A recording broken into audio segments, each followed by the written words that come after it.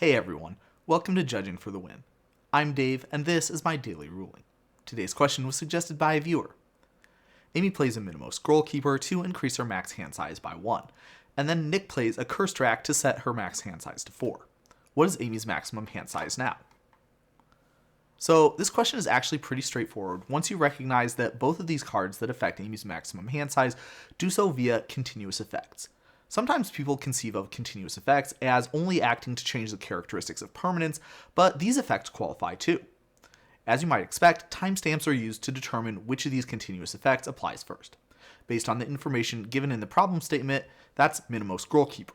So Amy's maximum hand size will go up to 8 before being set to 4.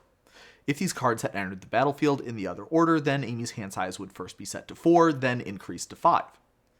In case you're wondering, effects that say that a player has no maximum hand size interact with Curse Track exactly the same way. Whichever effect started applying last will win.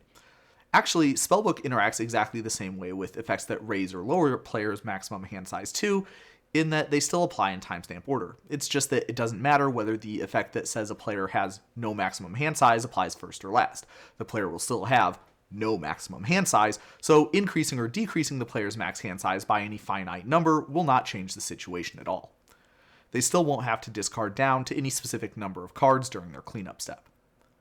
Now, suppose there is one last loose end that I should address before I wrap up here, and that would be what if we had the same Curse Track and Minamo Scrollkeeper from the original problem statement, but these effects started at the same time. And it certainly is possible for two permanents to enter the battlefield at the same time, for example via a show and tell, but what is not possible is for two permanents to have the same timestamp. If two or more objects would get a timestamp at the same time, then the game will assign timestamps sequentially, with the ones controlled by the player whose turn it is getting the earliest ones, and then proceeding in turn order. If a player controls two or more objects that are entering the battlefield simultaneously, that player chooses the relative order of those timestamps. If this sounds familiar, it's because that's exactly the same procedure that the game uses to put triggered abilities onto the stack if multiple triggered abilities trigger at the same time. The only difference being that because of how the stack works, the ones that are put onto the stack first will actually end up applying last. But that's all I have for you today. How did you do? Join me again next time for another daily ruling, but until then, I hope you have a great day.